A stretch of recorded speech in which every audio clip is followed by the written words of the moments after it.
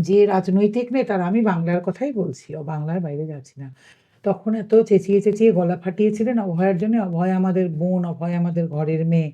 আমি তো ধরে নিচ্ছি অতুল সুভাষ ব্যাঙ্গালোরে চলে গেছেন। কিন্তু কেউ জানেন না এমন তো নয়। আপনারা একজনও কেউ বলেছেন অভয় অতুল আমাদের ঘরের ছেলে, অতুল আমাদের ভাই, তার জন্য আমাদের ভাবা উচিত?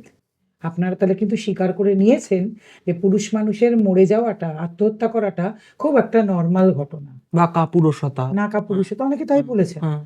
মানে আপনাদের কারোর মনে হয়নি যে এই অতুল কিন্তু আমাদের ভাইও হতে পারতো, আমার ছেলেও হতে পারতো, আমার দাদা হতে পারতো, আমার বাবাও হতে পারতো? তাই জন্য আপনাদের কারোর মুখ থেকে এখনো অব্দি একটা শব্দ শুনিনি কোনো রাজনৈতিক নেতা বা নেত্রী। তাহলে আপনারা স্বীকার করুন, আপনারা মেনেই নিয়েছেন বা ধরেই নিয়েছেন বা জানেন যে পুরুষ মানুষ এই জন্যেই এসেছেন পৃথিবীতে, তারা এইভাবেই চলে যাবেন। তাদের জন্য আপনাদের কিন্তু কারোর একটা কথা খরচা করার কোনো জাস্টিফিকেশন নেই, এবং তা সত্ত্বেও আপনারা তাদের ভোট পাবেন, তাদের দিয়েই ভোট করাবেন।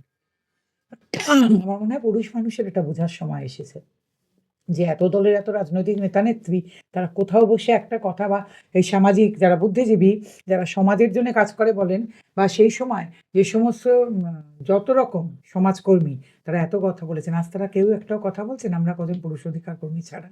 কোনো মানবাধিকার কর্মী?